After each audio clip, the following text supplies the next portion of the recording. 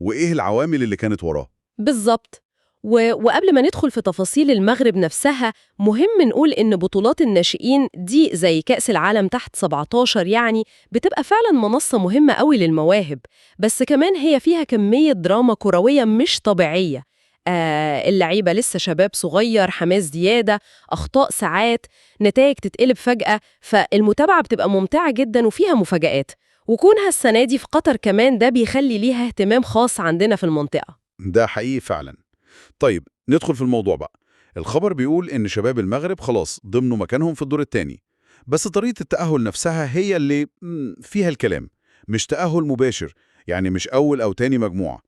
المصدر بيقول إنهم اتأهلوا كواحد من أحسن منتخبات خدت المركز الثالث، وكان معاهم 3 نقط في الآخر. وهنا بقى ندخل في نظام أفضل توالتة أو ال Best Third Place Teams ده. النظام ده موجود في بطولات كتير زي اليورو وكأس العالم ساعات لما عدد المجموعات يسمح. الفكرة منه ببساطة إنهم يزودوا عدد الفرق اللي بتوصل للأدوار الإقصائية، فالمنافسة بتفضل شغالة لآخر لحظة حتى للفرق اللي معرفتش تبقى أول أو تاني. وطبعا يعني بيزود ماتشات البطولة، وده ليه جوانب تانية تنظيمية وتسويقية وكده. يعني نقدر نقول هو نظام بيخلق إثارة زيادة شوية وفرص أكتر لفرق معينة يمكن؟ ممكن نقول كده.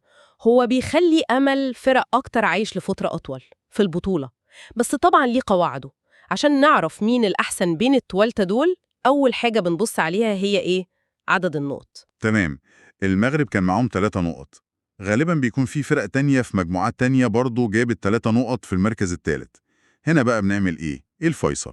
ده سؤال مهم جدا، بيودينا بقى للعامل التاني واللي غالبا بيكون هو الحاسم: فارق الأهداف، الجول ديفرنس. بنحسب كل فريق من توالت دول سجل كام جول ودخل فيه كام جول في كل ماتشاته. الفريق اللي عنده فارق أهداف أحسن، يعني موجب أعلى أو حتى سالب أقل، هو ده اللي بياخد ترتيب أعلى في جدول التوالت ده. فهمت. يعني مش بس النقط، لا ده كمان شكل أدائك الهجومي والدفاعي طول البطولة بيفرق في الآخر. طيب إيه بقى اللي حصل وحسم الموضوع للمغرب؟ المصدر قال إن في ماتش تاني نتيجته هي اللي ظبطت الدنيا. بالظبط. هي دي بقى حتة الدراما بتاعت انتظار النتائج. تأهل المغرب ما كانش متوقف بس على نتائجهم هم، لا، كان متوقف كمان على نتيجة ماتش في مجموعة تانية. كان بين مين ومين؟ المكسيك وسويسرا. المكسيك كانت محتاجة نتيجة كويسة عشان تحسن وضعها في ترتيب التوالت، لكن يعني اللي حصل إنهم خسروا 3-1. يعني خسارة المكسيك دي هي اللي فتحت الباب للمغرب. طب إزاي بقى اتحسبت؟ يعني الأرقام كانت إيه بالظبط؟ الحسبة بسيطة خالص. بعد الماتش ده المكسيك وقفت عند كام نقطة؟ 3 نقط. زي المغرب. بالظبط زي المغرب. هنا بقى كان لازم نرجع للمعيار التاني اللي هو إيه؟ فارق الأهداف. تمام، لازم نقارن فارق أهداف المغرب بفارق أهداف المكسيك عشان نعرف مين الأحسن في ترتيب التوالت. ماشي. 3 نقط هنا و3 نقط هنا. المكسيك بقى فارق أهدافها كان كام بعد الخسارة دي؟ هنا بقى بتيجي المفاجأة الكبيرة لصالح المغرب. المكسيك بعد خسارتها 3-1 فارق أهدافها بقى -2. -2. أوكي. والمغرب بقى كام؟ المغرب بقى كان وضعه مختلف تماماً.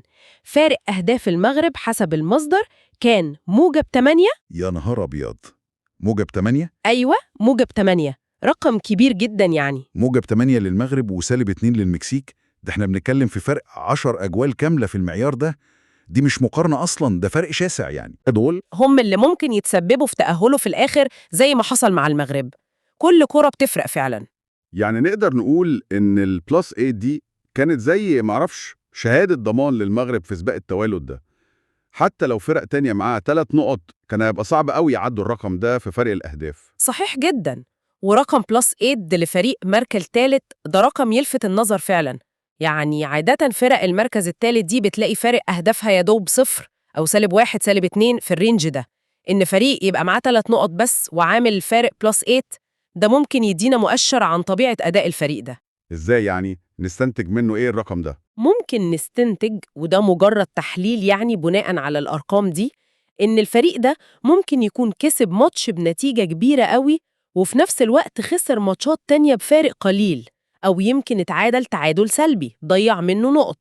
يعني ممكن يكون فريق عنده شراسة هجومية كويسة بتخليه يسجل كتير، بس في نفس الوقت في عدم ثبات في المستوى أو سوء حظ خلاه ما يجمعش نقط أكتر تخليه يتأهل مباشر.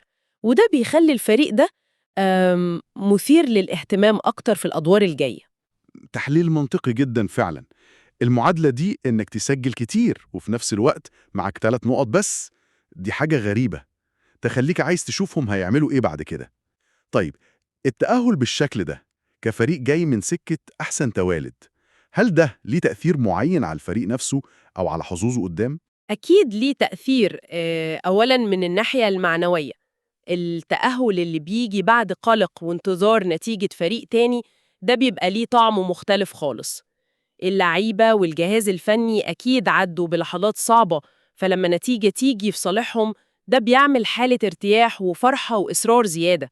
ممكن يحسوا إنهم خدوا فرصة تانية، زي ما بنقول عمر جديد في البطولة، وده ممكن يخليهم يلعبوا من غير ضغوط كبيرة في الماتش الجاي. يعني ممكن يشتغل كدافع إيجابي، مش مجرد إنهم كانوا محظوظين وكده؟ هي مش فكرة حظ بس، هم حققوا الشروط بتاعة التأهل بناء على قواعد البطولة وبأرقامهم، خصوصاً فارق الأهداف الممتاز ده. بس العامل النفسي مهم جداً في السن ده. ممكن فريق يتأهل أول مجموعة بالعلامة الكاملة، فيدخل الدور الجاي عليه ضغط رهيب إنه لازم يكمل بنفس الشكل. وممكن فريق زي المغرب يتأهل كده، فيدخل وهو حاسس إن مفيش حاجة يخسرها قوي وكل خطوة جاية مكسب. ده ممكن يخليهم أجرأ في الملعب. طيب، وطبيعة المنافسة نفسها في الأدوار الإقصائية مختلفة طبعا عن المجموعات؟ ضغط مختلف خالص على اللعيبة الشباب دول. قدرتهم على التعامل مع الضغط ده والتركيز طول الماتش هو اللي بيحسم كتير. والمفاجآت واردة جدا في بطولات الناشئين. الفوارق ممكن ما تكونش كبيرة قوي، ويوم الماتش الحالة هي اللي بتحكم. يعني المغرب دلوقتي قدامه فرصة يبدأ صفحة جديدة خالص بغض النظر عن اللي فات في المجموعات؟ بالظبط، اللي فات أهلهم للمرحلة دي وخلاص. أول ما صفرة ماتش الدور الإقصائي تبدأ، كل اللي فات ده تاريخ. هم دخلوا مرحلة جديدة بقواعد لعب تانية، والمواجهات أكيد هتبقى قوية. بس فارق الأهداف الكبير ده بلس 8 ممكن يقول إن عندهم إمكانيات هجومية كويسة. لو قدروا يظبطوا الدفاع ويركزوا ممكن يبقوا خصم صعب لأي حد. ده بيخليني أفكر في أهمية التجربة دي نفسها للعيبة الصغيرين دول. يعني بغض النظر هيوصلوا لفين في البطولة، بس مجرد إنهم مروا بتجربة زي دي، انتظار نتائج وبعدين يلعبوا أدوار إقصائية في كاس عالم، دي خبرات كبيرة قوي في بداية مشوارهم. نقطة ممتازة. دي خبرات لا تقدر بثمن الصراحة.